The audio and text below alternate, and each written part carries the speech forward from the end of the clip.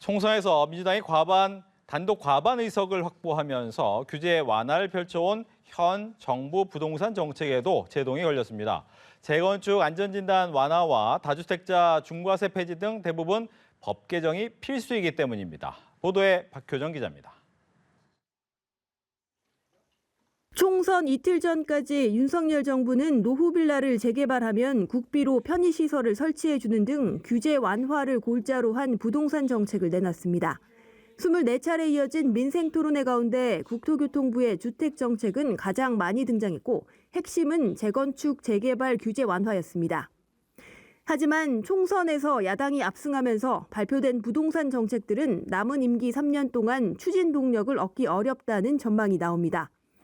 30년 넘은 아파트는 안전진단 없이 재건축을 시작할 수 있게 하겠다는 정책은 도시정비법을 개정해야 하고 부동산 공시가격을 시세 90%까지 끌어올리겠다는 계획의 전면 폐기 역시 법 개정 사항입니다.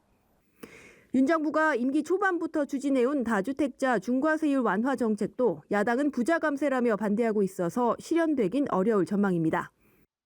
당장 부동산 정책에 큰 변화는 없다 해도 장기적으로 주택 250만 호 공급에는 악재가 될 수 있다는 분석도 나옵니다.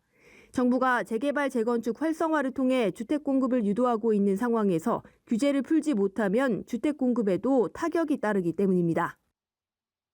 가장 시급한 게 이제 공급 부족이라는 큰 줄기를 해소하기 위한 활성화 대책이 나와야 되는 거다. 그래서 재건축 재개발을 서울 도심 공급의 80% 주력을 차지하고 있기 때문에 어떤 식으로든 이 부분에 대한 해소책에 집중해야 되고.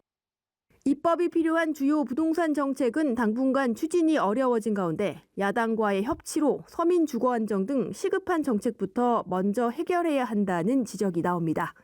연합뉴스TV 박효정입니다.